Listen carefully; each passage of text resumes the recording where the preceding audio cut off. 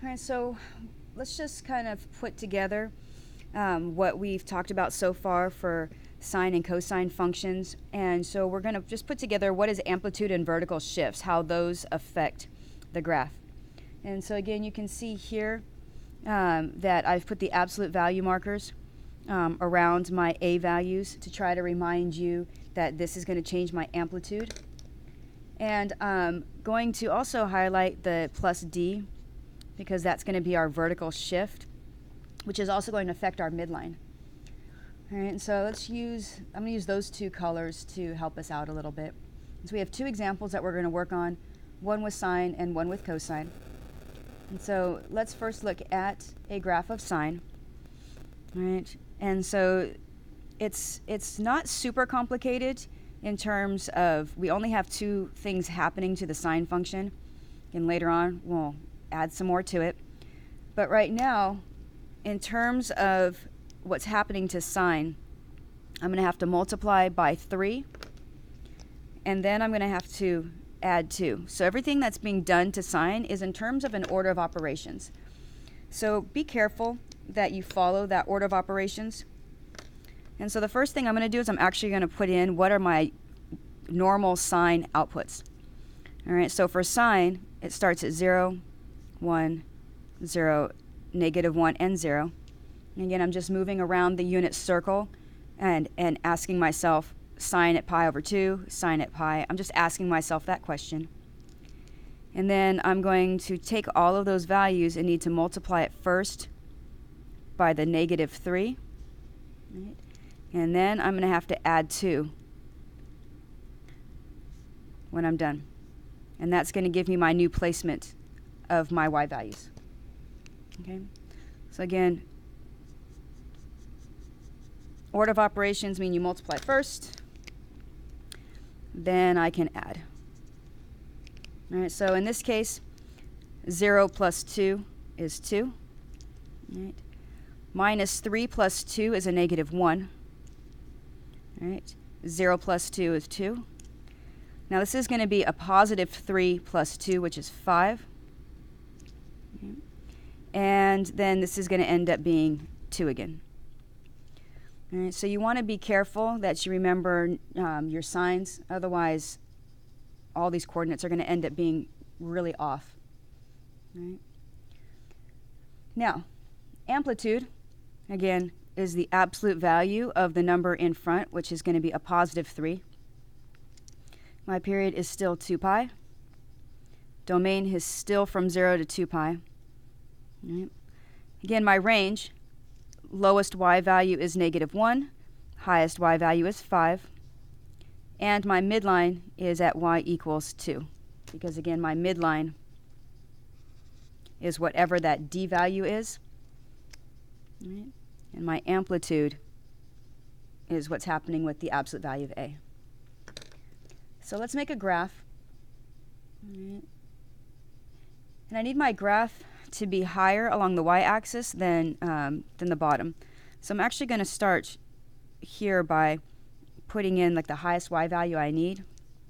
5, 4. I'm going to label every other one. 3, 2, 1. All right. Oops.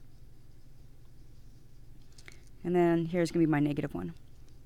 So sometimes you need to actually create the y-axis first, so that way you know that you can get all those coordinates on there. Right. And then space out your x values. Right. So again, nice and neat. Neatness is very important. Right. And I'm going to put my midline on my graph first. I want to make sure that I root all of my sine values in there, those 3. All right, so I'm going to start here at 0, 2. And then at pi over 2, I go down to -1. All right. And again, that's because this negative in front of the sine function flipped my function. At pi, I'm going to jump back up to 2, so back on my midline. At 3 pi over 2, I'm up here at 5, and then back down again. All right. And so you can see that the gap from my midline going down is 3 units, and up is 3 units. And the negative just reflected about that midline.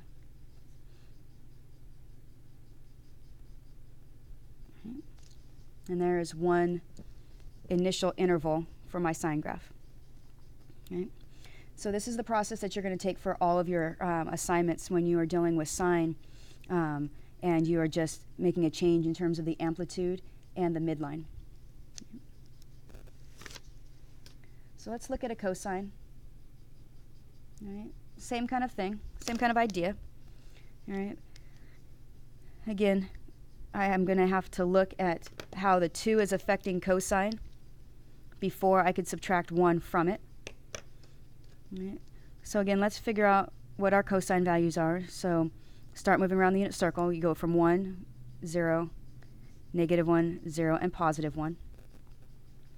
All right. Again, you can, however you want to set this up, as long as you know that you have to multiply times 2 first, then you could subtract off the 1. And I like to use colors to help me identify what I'm doing to that cosine function. Right. Helps me out a little bit. Right. Thinks it makes it easier to kind of get your brain wrapped around it. All right, so 2 times 1. 2 minus 1 is 1. 0 minus 1 is -1. All right, so minus 2 minus another 1 is down to -3. 0 minus 1 is at -1. And again, 2 minus 1 is back at +1. So again, if I look at that absolute value of 2 is 2. That's my amplitude. Period is 2 pi. Domain. Again, range, lowest value is at -1 up to, no, lowest value is at -3. I didn't even see my, so -3 to -1. +1.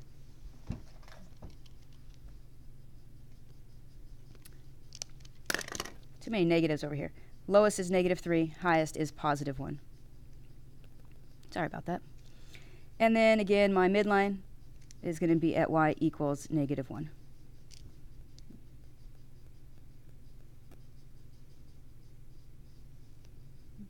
All right, so let's make our graph. Now this one needs to be more of the on the lower end. So when I make my graph along the y-axis, it doesn't need to be too high. I need to be able to go to here to +1.